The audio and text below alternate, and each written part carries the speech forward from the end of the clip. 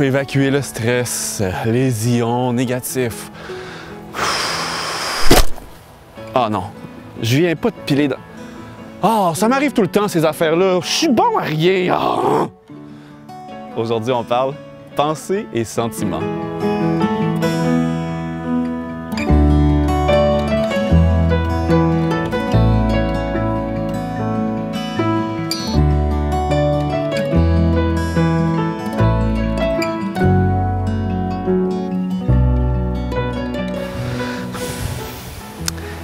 Je suis donc bien négatif aujourd'hui. Ah, j'ai probablement gardé mes lunettes de négativité. Vous savez, nos sentiments, ils sont influencés grandement par nos pensées. Et on ne contrôle pas les événements qui nous arrivent dans notre vie, mais on peut contrôler comment on réagit face à ces événements-là. Comme ma femme le dit souvent, il ne faut pas se contrarier contre les contrariétés. Les pensées comme celles que je viens de vous mimer en début de capsule, on en a tous, mais est-ce que c'est des pensées justes? La docteure Lynn Clark, qui a écrit le livre SOS, Comment gérer ses émotions, nous rappelle que les pensées qui sont à l'origine de nos troubles émotionnels sont souvent des pensées déformées. La thérapie cognitivo-comportementale appelle ça des distorsions cognitives. Et on va se pencher un petit peu là-dessus, justement.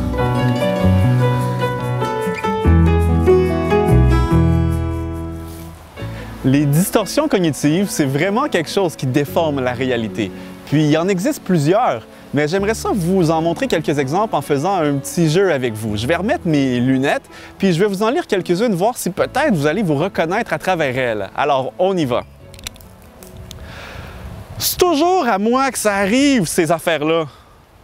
C'est la pire chose qui pourrait m'arriver. Je gagne jamais.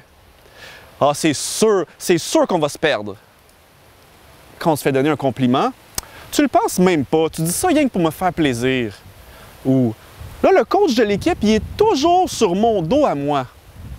Ou encore, j'ai une job de 3 petits points, il n'y a rien de bon dans ma vie. Je suis nul. Et finalement, le classique, ah ça là, je peux pas le supporter. Est-ce que vous vous êtes reconnu? Mais c'est ici qu'on arrête. Parce que la dernière, le docteur Neil Nedley nous le rappelle dans son livre Surmonter l'anxiété et la dépression, c'est pas vrai qu'on peut pas le supporter. Parce qu'il n'y a rien qu'une chose qu'on peut pas supporter, puis ce serait quelque chose qui nous ferait perdre la vie. Mais là, est-ce qu'on est condamné avec nos pensées négatives? Shani, qu'est-ce qu'il faut faire? C'est une excellente question, puis je vais vous donner des trucs. Ce même docteur Nedley nous donne un truc et nous lance un défi pour nous aider à mieux gérer nos pensées et à être mieux mentalement et physiquement. C'est qu'il vivait le même problème avec ses enfants qui disaient souvent « ça, je ne peux pas le supporter ». Alors voici le truc qu'il nous donne. Vous connaissez certainement la chanson Frère Jacques, puis on va remplacer les mots. Quand il nous arrive quelque chose d'un peu malheureux, comme dans mon exemple au début, on peut tout de suite se mettre à chanter pour nous aider. « Je n'aime pas ça, je n'aime pas ça, mais ça va, mais ça va. Je peux le supporter, je peux le supporter, ça va aller. Ça va aller. » Et je le fais avec mes enfants à chaque fois que je les entends dire ça, mais j'essaie de le faire pour moi-même. Et maintenant, le défi, c'est d'essayer de ne pas dire de paroles négatives pendant 2 semaines. Je sais, ça peut paraître beaucoup, puis en plus, à chaque fois qu'on en dit une, il faut recommencer à zéro. Mais inquiétez-vous pas, c'est possible et ça va vous faire du bien. En conclusion, j'espère que vous êtes convaincus. Nos pensées influencent réellement nos émotions. C'est prouvé.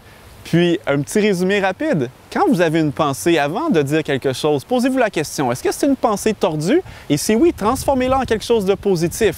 Je sais, c'est pas facile, mais on s'exerce. C'est comme aller au gym, mais pour les pensées. Et maintenant, notre défi commence maintenant, 2 semaines sans paroles négatives. Et moi, je continue ma marche.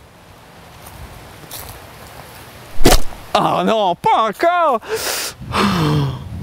Je n'aime pas ça, je n'aime pas ça, mais ça va, mais ça va. Je peux le supporter, je peux le supporter, ça va aller, ça va aller. Avez-vous du papier pour mes souliers, quelqu'un?